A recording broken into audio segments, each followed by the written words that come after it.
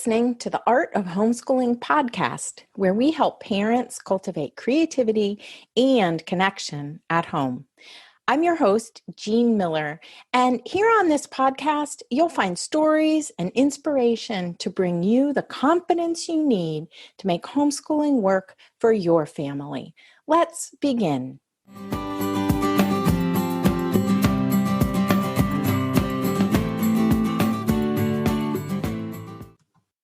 In so many recent conversations with homeschooling parents, I've found myself saying, instead of thinking about teaching our children, it helps to think about leading activities and creating experiences.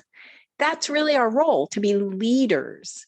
Because when we view ourselves as teachers, I believe we are looking through too narrow a lens. We really want to broaden the view to see ourselves more as facilitators and really as leaders in our homeschools. Welcome to episode 68, Be the Leader in Your Homeschool. So in preparing for this episode, I started wondering, what's the difference between teaching and leading?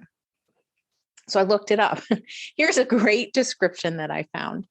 Teaching is the delivery of information for the purpose of education and transforming knowledge, while leading is the application of knowledge to achieve a desired outcome. And what's our desired outcome? Well, raising lifelong learners, of course. Yes, we teach. We teach subjects. We teach lots of knowledge to our children. And we want to deliver information, right, for the purpose of transferring that knowledge. But what we really want for our children is for them to be able to apply that knowledge and become lifelong learners. This quote from Rudolf Steiner describes our goal well. Steiner said, "Our highest endeavor must be to develop free human beings who are able of themselves to impart purpose and direction to their lives." The poet Robert Frost said, "I am not a teacher, but an awakener." I love that. So you might be wondering, how can I become a better leader in my homeschool? Well, first, I'm sure many of us can think of ways to become a better teacher. We can read books about teaching and homeschooling. We can engage in professional development, conferences, mentoring, memberships, purchasing curriculum, talking to other homeschooling parents. Lots of ways, right, to become a better homeschool teacher. I can help with this too. You could check out episode 31, my favorite books for homeschoolers. And for professional development, you might consider the Inspired at Home membership or working one-on-one with me in a mentor session. And you can find links to all of these resources in the show notes for this episode, which is at artofhomeschooling.com/episode 68. Now, here are a few more specific suggestions for how to become a better leader. You want to become a keen observer of your children. Become more decisive. Be willing to experiment and be playful. Find your own joy in the learning experiences. So I say, don't be a teacher, become a leader in your homeschool instead. Really, as homeschooling parent teachers, we are leaders all day long, aren't we?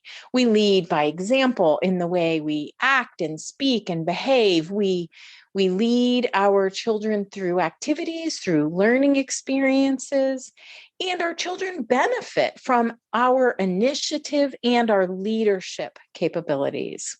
A favorite book of mine comes to mind, and I highly recommend The Courage to Teach, Exploring the Inner Landscape of a Teacher's Life by Parker J. Palmer.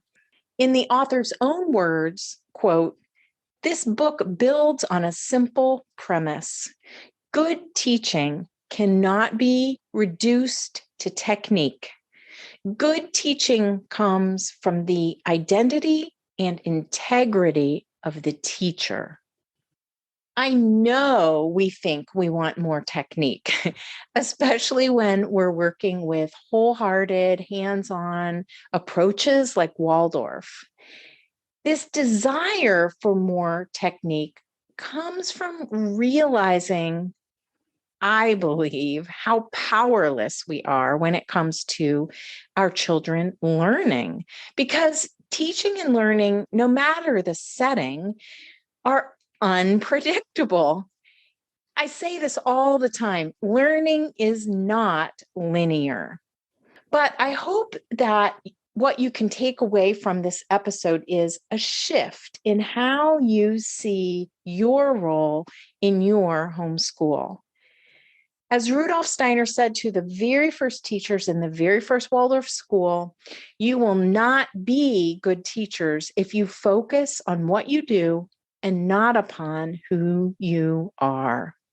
I'll be honest here, this quote totally baffled me when I first came across it early on in my homeschooling years, because I thought I just needed to know how to do this, right? How to teach using main lesson books and story and the lively arts.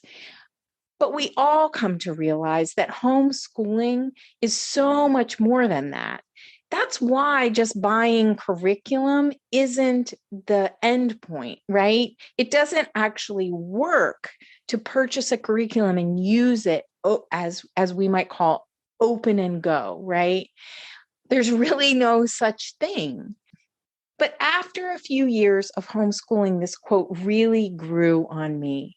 So don't forget to develop your leadership skills so that you can be the leader in your homeschool. And remember, instead of thinking about teaching our children, it helps to think instead that our role is leading activities and creating experiences.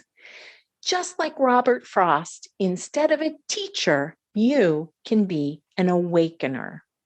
Don't forget to check out the show notes for this episode, where you'll find links to all the resources I've mentioned and a few other recommended podcast episodes on similar topics, like how to be more decisive in your homeschool, what to do when you get in your own way.